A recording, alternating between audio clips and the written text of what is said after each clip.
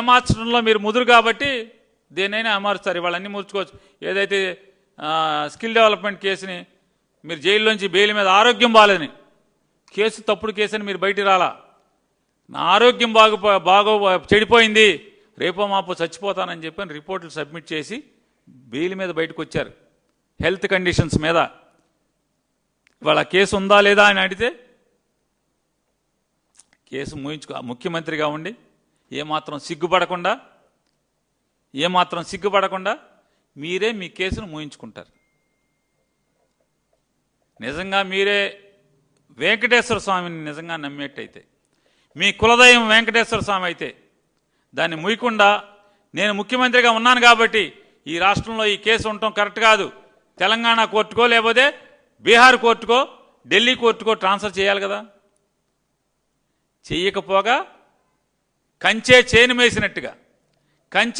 మేసినట్టుగా ముఖ్యమంత్రి మీరే దాన్ని ఆ కేసును మూసేస్తారు.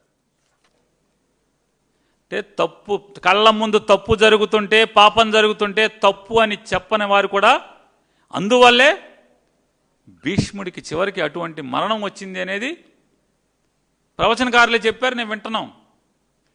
మరి వాళ్ళ ఎవరైతే హైందవ పెద్దలు ఉన్నారో, హైందవ ప్రచారకర్తలు ఉన్నారో, హైందవ ప్రవచనకారులు ఉన్నారో, ఈ పాపాలు చేస్తున్న ఈ చంద్రబాబు నాయుడు గారు, పవన్ కళ్యాణ్ని ఇది తప్పయా అని మీరు నోట్లోంచి ఒక్క మాట మాట్లాడపోతే, దేవుడి ప్రసాదాన్ని లేదా దేవుడి ప్రతిష్టని, దేవుడి మహత్యాన్ని, భక్తుల యొక్క మనోభావాల్ని, ఏడుకొండలవాడి పవిత్రతను దెబ్బతీసేట్టుగా, కుంగదీసేట్టుగా ఈ రకమైన రాజకీయాలు చేస్తాం. జగన్ని నరికేయడం కోసం, జగన్ని పతనం చేయడం కోసం, జగన్ని రాజకీయంగా ఎదగకుండా పాతాళానికి తొక్కి వీళ్ళు తన కొడుకు, తన మనవడు ఇట్లా తరాల తరబడి రాజ్యాదిగా ఈ తుచ్చమైన రాజ్యం కోసం ఇంత మతాన్ని, దేవుణ్ణి, ఏడుకొండల వాడిని అపచారం చేస్తుంటే మీరొక్కరు కూడా నోరిప్పకపోతే, మీరెంత మహోన్నతులైతే మాత్రం ఎంతవరకు ఇది ధర్మాన్ని మీరు పాటించినట్టు అవుతుందో ఒకసారి ఆలోచించమని చెప్పని